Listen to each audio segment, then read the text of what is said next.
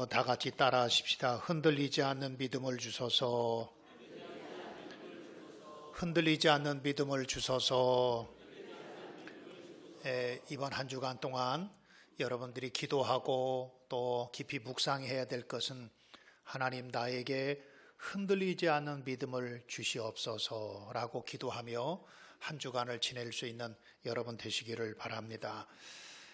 예나 지금이나 믿음을 끝까지 지키는 것은 참 어렵고 힘든 일입니다.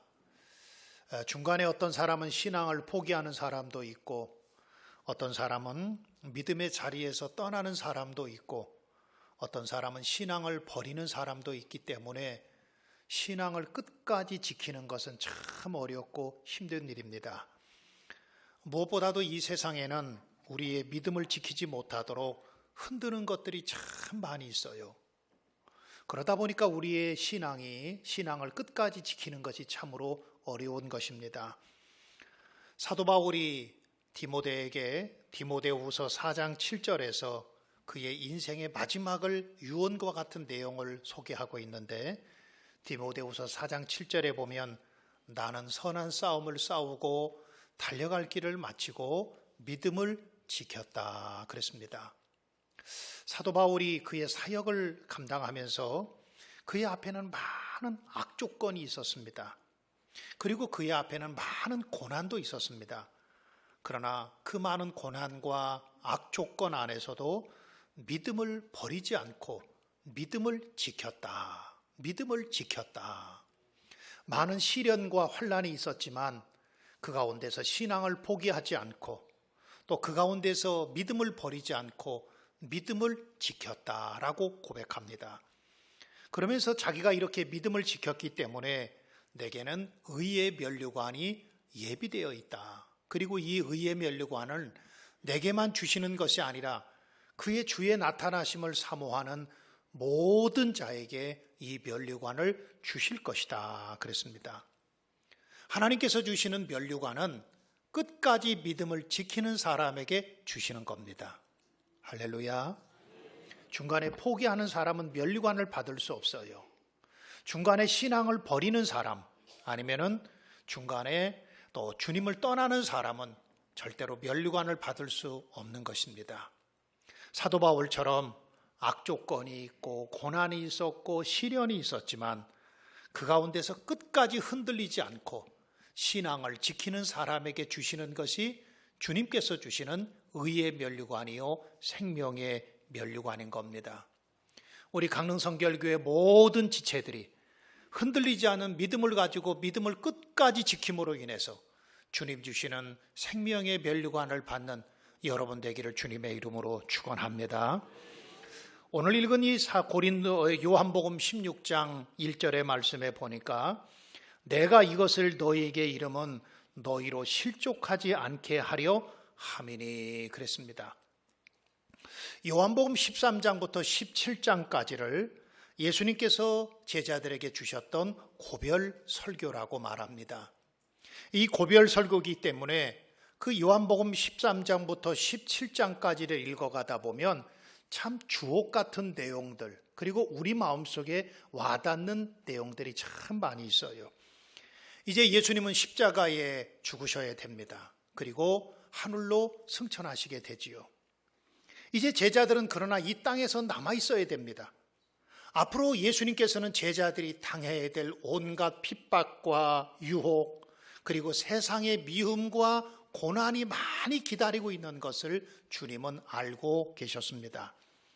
그러다 보면 자칫하다가 제자들이 그들의 신앙이 넘어지고 쓰러질 것 같은 걱정과 염려가 되었던 것입니다.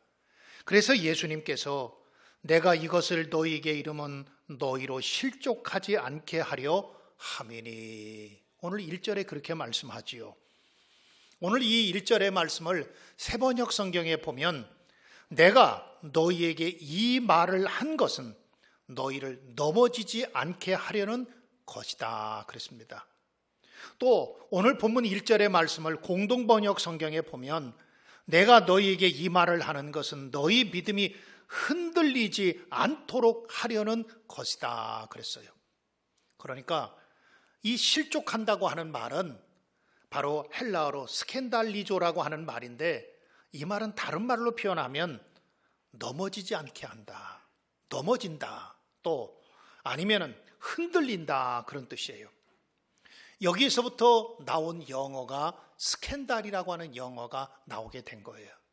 그러니까 이 스캔달이라고 하는 말은 다른 여자를 보고 아니면 다른 것을 보고 유혹을 받아서 넘어졌다, 흔들렸다, 그런 뜻이죠.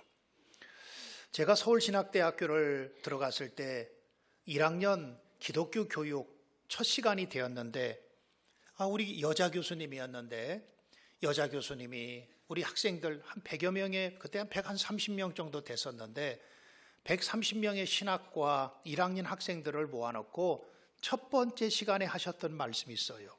그게 마태복음 18장 6절의 말씀을 읽어주시면서, 누구든지 나를 믿는 이 작은 자 중 하나를 실족하게 하면 차라리 연자맷돌을 그 목에 달리어서 깊은 바다에 빠뜨리는 것이 나으니라. 그러면서 앞으로 여러분들이 목사가 되어도 다른 사람을 실족하게 하는 사람이 되지 말라, 그런 말씀을 하셨어요.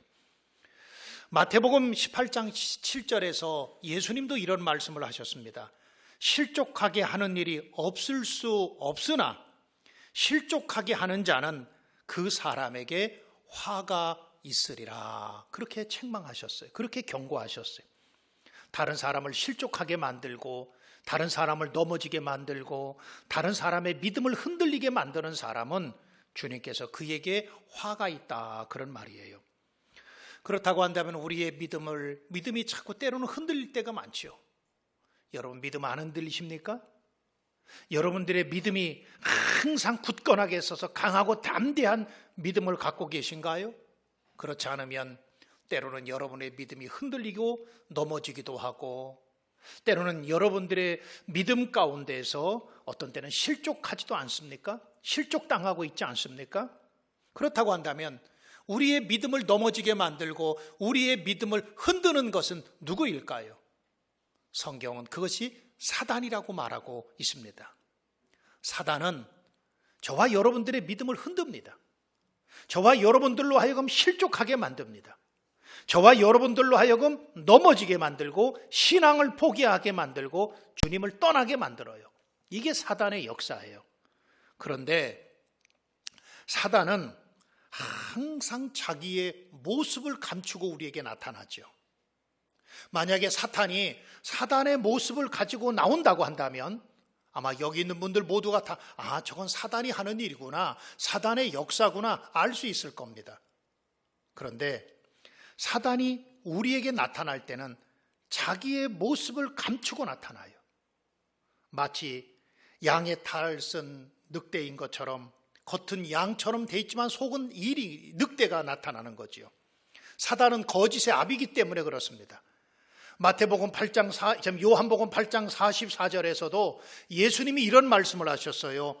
그는 거짓말쟁이요 거짓의 아비가 되었음이라. 예수님이 사단에 대해서 말씀하시면서 사단은 거짓말쟁이요 거짓의 앞잡이라고 그랬습니다. 여러분, 사탄이 여러분들을 유혹하고 여러분들을 시험 들게 만들고 여러분들을 넘어뜨릴 때는 절대로 사단의 모습으로 나타나지 않고 자기의 모습을 감추고 나타납니다. 그래서 사탄이 여러분들을 넘어지게 만드는데, 사단이 여러분들을 넘어지게 만들 때는 몇 가지의 방법을 통해서 여러분들을 흔들고 넘어지게 만드는 거예요. 그 가운데 첫째는 사람을 통해서 나를 넘어뜨려요. 누구를 통해서? 사람을 통해서. 마태복음 10장 16절로 17절에서 예수님도 이런 말씀을 하셨습니다. 내가 너희를 보냄이 양을 이리 가운데 보냄과 같으니, 그러시면서 사람들을 삼가라.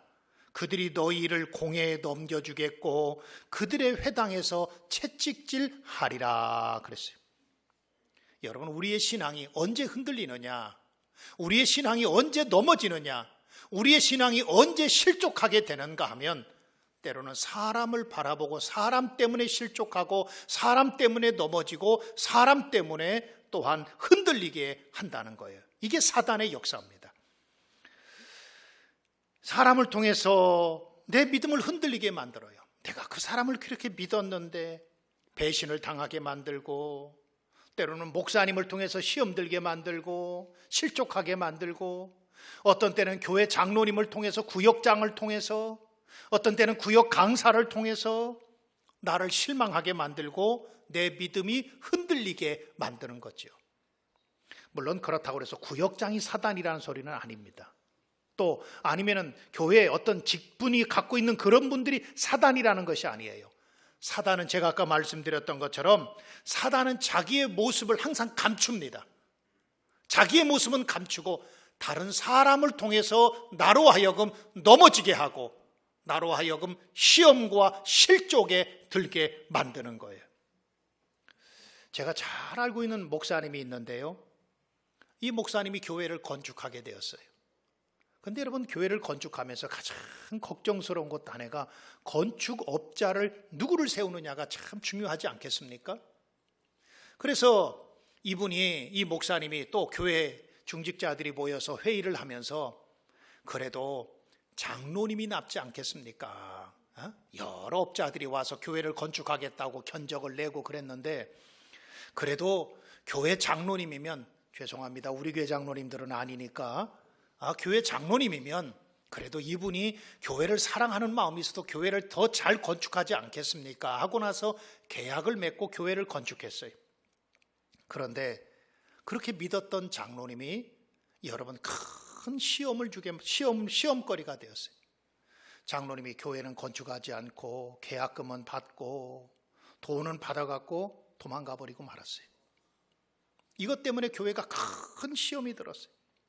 이것 때문에 교회가 한 2년 정도 교회 공사가 중단이 되었어요. 교회가 공사가 중단이 되면서부터 또 중단되면 그걸로 이젠 끝나는 것이 아니라 또 법적인 문제, 나중에 이 목사님을 오래간만에 만났더니 예전에는 머리가 까맸던 목사가 한 1, 2년 사이에 머리가 하얘졌어요. 그래서 목사님 왜 그러십니까? 제 선배 목사님인데. 그랬더니 교회 건축업자를 잘못 만나서 교회 건축하다가 큰 어려움을 겪고 있다고 그런 소리를 들었어요. 여러분, 사단은 우리를 넘어뜨리고 우리의 믿음을 흔들 때에 가장 먼저 이용하는 것이 사람입니다. 때로는 어떤 사람의 말 한마디가 나를 실망하게 만들고 어떤 사람의 말 한마디가 나로 내 믿음을 흔들게 만듭니다. 그래서 나로 하여금 실족하고 넘어지게 만드는 거예요. 그래서 저는 신앙생활하는 분들에게 꼭 부탁드리는 것이 절대로 사람 보지 마십시오. 목사인 저도 보지 마십시오. 믿음 좋게 생긴 사람도 보지 마십시오. 누구를 바라봐야 되는가 하면 우리 믿음은 오직 우리의 믿음의 주요 온전케 하시는 예수님을 바라보고 주님을 따를 수 있는 저와 여러분이 될 수 있기를 우리 주님의 이름으로 축복합니다. 그래요. 사단은 우리를 넘어뜨릴 때에, 사단은 우리의 믿음을 흔들 때에 가장 먼저 사람을 통해서 우리를 흔들어요. 여러분, 절대로 사람 통해서 여러분들의 믿음이 흔들리지 않는 그런 믿음의 사람들이 될 수 있기를 우리 주님의 이름으로 축원합니다. 두 번째로는요, 우리의 믿음을 흔들 때에 우리 삶의 고난과 역경을 통해서 우리의 믿음을 흔들어요. 어떤 사람은 내 삶의 고난과 역경을 당하면 오히려 더 주님 의지하고 주님 가까이하고 기도하고, 그래서 그 고난과 역경을 믿음으로 이겨가는 사람이 있는가 하면, 반대로 고난과 역경이 찾아오면 에이고, 하나님 살아계신데 왜 우리 가정에 이런 일이 있는 거야? 내 삶에 왜 위기가, 하나님 살아계시다고 한다면 내가 열심히 신앙생활 잘했는데 왜 이런 아픔이 내게 찾아오는 거야? 하면서 신앙이 흔들리게 되고 신앙을 버리는 경우들이 많이 있죠. 특별히 우리 기독교회는요, 그동안에 많은 환난과 핍박이 있었습니다. 여러분, 사탄은 우리의 신앙을 때로는 고난과 핍박을 통해서 우리의 신앙을 흔듭니다.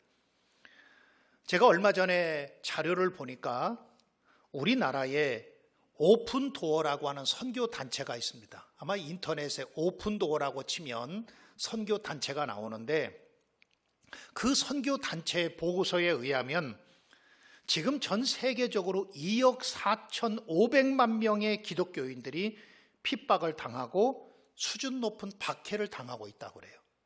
2억 4,500만 명. 10년 전에는 약 1억 명 정도였어요.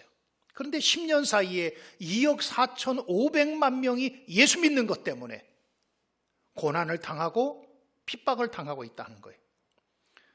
그 선교단체 보고서에 보면 이 세계 기독교 박해 국가가 71개 나라입니다. 여러분, 굉장히 많지요. 또 기독교를 멸시하려고 하는 국가가 151개 국가가 된다고 그래요. 151개 나라가 기독교를 멸시하고 있어요. 지난 1919년 작년에 여러분, 기독교인으로서 복음을 전하다가 아니면 신앙인이기 때문에 신앙을 지키다가 순교당한 사람이 무려 4,452명이나 된다고 합니다. 여러분, 얼마나 많은 인원입니까? 4,452명이 그들이 믿음을 지키다가 복음을 지키다가 여러분 순교당한 거예요. 지난 2019년도 한 해 동안 세계에서 교회가 방화되고 공격을 받은 것이 2,048건이나 된다고 합니다. 재판 없이 투옥된 사건이 3,127건이고, 그리고 특별히 북한에서는 지금 18년째 기독교 박해지수 1위가 북한이에요. 그리고 지금도 그런데 그 지하교회 성도들이 약 30만 명에 되는 지하교회 성도들이 북한에 있다고 그래요. 우리 교회에서는 매주마다 화요일 날 새벽 예배 시간마다 북한에 있는 지하교회 성도들을 위해서 기도해요. 왜? 그들의 신앙이 흔들리지 않는 신앙을 달라고. 모진 박해와 핍박이 그들 가운데 있지만 그들의 신앙이 흔들리지 않고 믿음으로 극복하고 믿음을 이길 수 있도록 해달라고 여러분, 우리는 기도하고 있어요. 예수님 때문에 고난당하고 예수님 때문에 핍박을 받고 복음을 지키다가 교회를 지키다가 이와 같이 순교하는 그런 일들이 많이 있다고 하는 것입니다. 오늘날 고난과 핍박을 통해서 사단은 우리를 공격하고 우리의 신앙을 흔듭니다. 고난을 통해서 우리의 신앙을 넘어지게 만듭니다. 저는 이 오픈도어라고 하는 선교단체의 보고서를 보고 하나님 앞에 회개했어요. 저는 평생 동안 예수 믿으면서 한 번도 핍박을 당해본 적이 없습니다. 저는 어렸을 때부터 부모님 두 분이 다 신앙생활하는 장로님의 집안에서 태어났습니다. 교회 안 가면 혼은 났어도 교회 간다고 혼나본 적은 없는 것 같아요. 그렇게 살아왔습니다. 예수를 믿어 목사가 되어 많은 것을 누리고 살아가고 있습니다. 그러면서 핍박은 다른 사람의 일이라고 생각했습니다. 여러분, 우리 대부분이 그렇지 않습니까? 한국에서 신앙생활하는 여러분들 가운데 물론 어렵게 신앙생활하는 분도 있지만, 그러나 모진 핍박과 환난 가운데서 신앙생활하는 분은 제가 볼 때 거의 없어요. 우리는 많은 것을 누리며 살아가고 있습니다. 핍박은 다른 사람의 일이라고 생각하고 있습니다. 그런데 마태복음 5장 10절의 말씀에 보면 의를 위하여 핍박을 받는 자가 복이 있나니 천국이 저희 것이요 하늘에서 그들의 상이 크다고 말씀했어요. 여러분, 저는 지난 한 주간 동안 이 말씀을 보면서 얼마나 하나님 앞에 회개하고 울었는지 몰라요. 저는 목회하면서 조금만 핍박은 고사하고 환난은 고사하고 조금만 저를 힘들게 하는 사람이 있고 조금만 제 마음에 틀린 사람이 있어도 그 사람을 상대로 원망하고 불평하기도 했습니다. 그리고 그 사람을 보면서 나도 모르게 낙심하고 실망한 적도 참 많이 있었습니다. 그런데 오늘 우리 한국교회 성도들, 그러나 이 지금 세계교회에 많은 그리스도인들이 그 사단이 교회를 핍박하고 교회를 넘어뜨리려고 하는 그 가운데서도 신앙이 세계 도처에서 환난과 핍박을 당하고 있는 성도들은 죽음을 앞에 놓고서도 그들의 믿음이 흔들리지 않는다는 거예요. 사랑하는 성도 여러분, 세계 도처에서 환난과 핍박을 당하고 있는 성도들을 기억하고 기도하는 여러분 되시기를 주님의 이름으로 부탁을 드립니다. 또 한 가지는 내게 핍박이 없이 신앙생활할 수 있는 것을 감사하시고, 감사로 끝나지 않고 내게 핍박과 환난은 없지만 그러나 내게도 주님 사랑하는 마음이 더욱더욱 뜨거워지고 주님 사랑하는 마음이 더욱 간절해질 수 있는 여러분들 되기를 우리 주님의 이름으로 축원합니다. 세 번째로, 우리의 신앙을 흔드는 또 한 가지 사단의 역사가 있는데, 그것은 우리 마음속에 낙심과 절망과 두려움과 염려를 가져다 주어서 우리로 하여금 실족하게 만드는 거예요. 여러분, 사단이 하는 일은 무슨 일이냐 하면, 사단은 우리 마음속에 낙심을 가져다 줍니다. 사단은 우리 마음속에 실망감을 가져다 주고 포기하게 만듭니다. 사단은 절망하게 만듭니다. 사단은 내 몸에 질병을 가져다 줘서 이 질병 때문에 낙심하고 실망하게 만듭니다. 그리고 두려워하게 만듭니다. 어느 날 사단이 물건을 파는 경매를 하게 되었어요. 진열대 위에 보니까 사단이 파는 물건들은 잔뜩 있었습니다. 그 진열대 보니까 걱정이라는 것도 팔았고, 사단이 염려도 팔았고, 두려움과 불안과 그리고 욕심, 그리고 정욕, 이런 것들을 사단이 진열대에 놓고 물건을 판매했어요. 어떤 물건은 1+1을 팔기도 했습니다. 그런데 진열대 한쪽에 보니까 거기에 꼬리표에 No sale이라고 하는 물건이 있었습니다. No sale. 다른 것은 1+1도 하고, 다른 것은 20%, 30% 할인도 해서 팔지만 이 물건만큼은 절대로 사단이 No sale, 세일하지 않겠다는 거예요. 그래서 어떤 사람이 물어봤습니다. 이 물건은 왜 이렇게 세일하지 않습니까? 다른 것은 세일하는데 왜 이 물건은 할인도 하지 않고 세일도 하지 않습니까? 그랬더니 이 물건은 너무너무 잘 팔리는 물건이기 때문에, 내가 가지고 있는 물건 중에서 최고의 좋은 물건이기 때문에 절대로 이 물건은 세일할 수 없습니다. 그 물건이 바로 낙심이라고 하는 물건이에요. 낙심. 사단은요, 우리 속에 찾아와서 끊임없이 낙심하게 만들어요. 낙심해서 신앙이 흔들리게 만들고, 낙심해서 신앙을 버리게 만들고, 두려워하게 하고, 염려하고, 포기하고, 절망하게 만드는 것이 사단의 역사인 것입니다. 그렇다고 한다면 어떻게 하면 우리가 흔들리지 않는 믿음을 가질 수 있을까요? 우리 다시 한번 다 같이 따라 할까요? 흔들리지 않는 믿음을 주소서. 뭐한 믿음을 달라고요? 그래요. 여러분, 오늘 말씀을 듣고 그냥 끝나지 마시고요, 이번 한 주간 동안 하나님 앞에 기도할 때마다 이것을 놓고 기도하십시오. 하나님, 나에게 무슨 믿음을 달라고요? 흔들리지 않는 믿음을 주십시오. 다른 사람 때문에 흔들리지 않는 믿음을 주십시오. 내게 고난과 역경이 찾아와도 흔들리지 않는 믿음을 주십시오. 하나님, 내게 낙심과 절망이 찾아와도 그 가운데서도 흔들리지 않는 그런 믿음을 주십시오. 오늘 이번 한 주간 동안 기도하며 나갈 수 있는 여러분들 되시기를 바랍니다. 그렇다고 한다면 우리의 믿음이 흔들리지 않으려면 어떻게 해야 될까요? 저는 여러분들에게 두 가지의 말씀을 드리려고 해요.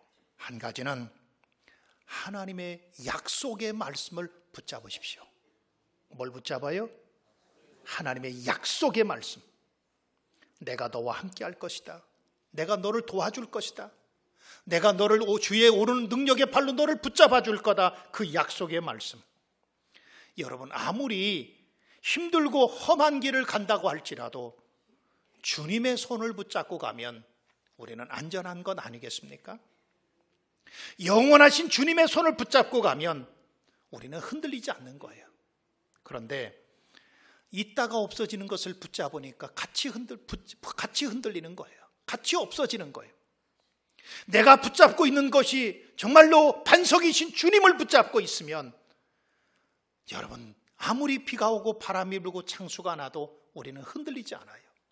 그런데 있다가 없어지는 것, 모래 위에 집을 지은 그런 집을 붙잡고 있고 그런 것을 붙잡고 있으면 비가 오고 바람이 불고 홍수가 나니까 같이 없어지고 같이 무너져 버리고 마는 거예요. 사랑하는 성도 여러분, 흔들리지 않는 믿음을 가지시기를 주님의 이름으로 축복합니다. 그러기 위해서는 하나님 주님의 손을 붙잡으십시오. 주의 말씀을 붙잡으십시오. 그래서 그 말씀을 꼭 붙잡고 나갈 때 우리는 흔들리지 않는 믿음을 가질 수가 있는 것입니다. 두 번째로 또 한 가지는 흔들리지 않는 믿음을 갖기 위해서는 예수님을 바라보는 믿음을 가지십시오. 예수님을 바라보십시오. 우리 한번 다 같이 따라 하십시다. 예수님을 바라보자. 누구를 바라봐요? 예수님을 바라보자. 왜 우리가 흔들립니까? 여러분의 믿음이 왜 넘어집니까? 정말로 주님을 바라볼 때는 넘어지지 않습니다. 주님을 바라볼 때는 흔들리지 않습니다. 그런데 자꾸 세상을 바라보고 사람을 바라보고 다른 밖의 것을 바라보다 보니까 실망하게 되고 흔들리게 되고 넘어지는 경우들이 많이 있습니다. 마태복음 14장에 보면 예수님의 제자들이 갈릴리 바다를 이제는 배를 타고 건너게 되고 예수님은 산에 올라가서 기도하셨어요. 그런데 갈릴리 바다를 건너던 예수님의 제자들에게 큰 풍랑이 다가와서 풍랑을 만나게 됩니다. 여러분, 우리들의 삶도 그렇지요. 우리들의 삶도 예상치 않은 풍랑이 우리 속에 꼭 찾아오지요. 어떤 사람은 건강의 풍랑이 찾아오기도 하고, 어떤 사람은 경제적인 어려움의 풍랑이 찾아오기도 하고, 어떤 사람은 인간관계의 풍랑이 찾아오기도 하고, 어떤 사람은 여러분 삶의 여러 가지 고통의 이런 풍랑이 우리에게 찾아오는 것처럼 예수님의 제자들도 갈릴리 바다를 건너다가 큰 풍랑을 만나게 되었습니다. 그들이 그 풍랑을 헤쳐가기 위해서 이렇게 저렇게 해봐도 해결될 수가 없었어요. 그때 예수님께서 물 위를 걸어서 제자들에게 오십니다. 예수님의 관심은 제자들에게 있었던 거예요. 여러분, 부모의 관심은 누구에게 가 있죠? 자녀에게 가 있어요. 항상 자녀예요. 마찬가지로 예수님의 관심은 누구에게 가 있는가 하면 항상 제자들에게 가 있어요. 제자들이 지금 풍랑을 만났나? 아니면 제자들이 지금 잘 있는지? 제자들이 혹시 걱정하고 있는지? 제자들이 혹시 굶고 있는지? 여러분, 저도 지난 목요일과 금요일 이틀 동안 우리 집 아이들의 방을 얻어주기 위해서 이사를 했습니다. 두 녀석 방을 얻어주고 이사를 시켰어요. 그런데 객지에서 두 녀석이 살다 보니까 항상 걱정이에요. 아침이 되면 아침 먹었나 걱정, 점심이 되면 점심 먹었나 걱정, 저녁이 되면 집에 들어왔나 걱정. 우리들의 마음이 항상 그래요. 항상 예수님의 마음은 마찬가지로 예수님의 관심은 항상 제자들을 향해 있었던 거죠. 제자들이 힘들고 어려워서 태풍 풍랑을 만나서 힘들고 어려울 때 방황하고 있는 그들에게 예수님이 물 위를 걸어서 찾아오십니다. 여러분, 그들이 예수님을 보면서 풍랑을 만나고 어려움을 당하고 있는 그들을 향하여 예수님이 다가오셔서 안심하라, 내니 두려워하지 말라 말씀해 주세요. 안심하라, 위로해 주시는 거죠. 두려움과 죽음의 공포, 그리고 풍랑을 만나서 배가 뒤집히면 어떡할까 하는 염려, 불안, 걱정, 그런 가운데 있는 그 제자들에게 주님이 다가오셔서 안심해라, 난이 두려워하지 말라, 그들을 위로해 주시고 그들을 위로해 주시고 격려해 주시죠. 물 위를 걸어오시는 예수님을 보고 베드로가 말합니다. 주님, 정말 주님이시라고 한다면 나도 물 위를 걷게 해주십시오. 그러자 예수님께서 물 위를 걸어와서 내게로 오라고 그래요. 그랬더니 베드로가 예수님을 바라보고 물 위를 걸어서 예수님을 향하여 가기 시작합니다. 여러분, 얼마나 놀라운 일입니까? 예수님을 바라볼 때는 풍랑을 이길 수 있었고, 예수님을 바라볼 때는 비바람이 불어도, 태풍이 불어도 그것을 헤치고 앞으로 나갈 수가 있었어요. 그런데 마태복음 16장 30절에 그냥 여기서 끝났으면 좋겠는데, 마태복음 14장 30절에 베드로가 바람을 보고 무서워 빠져가는지라. 우리 한번 다 같이 따라 하십시다. 바람을 보고 무서워 빠져가는지라. 무엇을 보고 빠져들어가요? 바람을 보고. 여러분, 바람이라고 하는 것은 우리 눈에 보이지도 않잖아요. 그렇죠? 바람이라고 하는 것은 내 손에 잡히지도 않잖아요. 그런데 우리가 무서워하고 있는 것은 손에 잡히지도 않고 눈에 보이지도 않는 것들 가지고 우리는 무서워하고 두려워하고 있는 거예요. 바람은 때로는 사람의 모습으로 나타나기도 합니다. 바람은 고난과 시련을 상징합니다. 바람은 때로는 실패를 상징합니다. 바람은 우리 속에 찾아오는 질병과 두려움을 말하기도 합니다. 우리를 넘어지게 하고 물속으로 빠져들어가게 하는 것은 여러분, 때로는 사람이 우리를 넘어지게 만들어요. 고난과 어려움이 우리를 흔들리게 만들어요. 우리 속에 찾아오는 질병, 우리 속에 찾아온 여러 가지 두려움, 불안, 이런 것들은 다 환경입니다. 밖의 것들이에요. 그런데 이 베드로가 예수님을 바라볼 때는 그가 물 위를 걸어갈 수 있었어요. 그런데 바람을 보는 거예요. 여러분, 무엇을 보십니까? 여러분들 지금 예수님을 보고 있습니까? 그렇지 않으면 바람을 보고 있습니까? 여러분들이 바람을 보면 여러분들의 몸이 물속으로 빠져들어갈 거예요. 그러나 예수님 바라보면 아무리 큰 풍랑 가운데서도 물 위를 걸어갈 수가 있는 것이지요. 많은 사람들의 신앙이 왜 흔들립니까?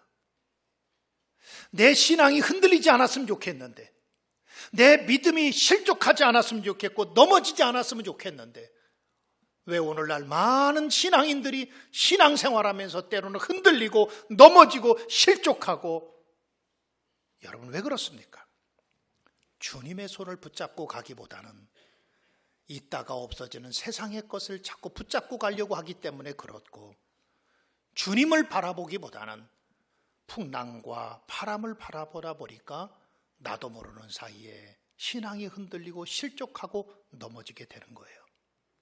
우리 강릉성결교회 성도들을 축복하기는 여러분들의 신앙이 주님을 끝까지 바라보는 신앙을 가져서 어떤 상황과 어떤 환경 속에서도 흔들리지 않는 믿음의 사람들이 될 수 있기를 우리 주님의 이름으로 축복합니다.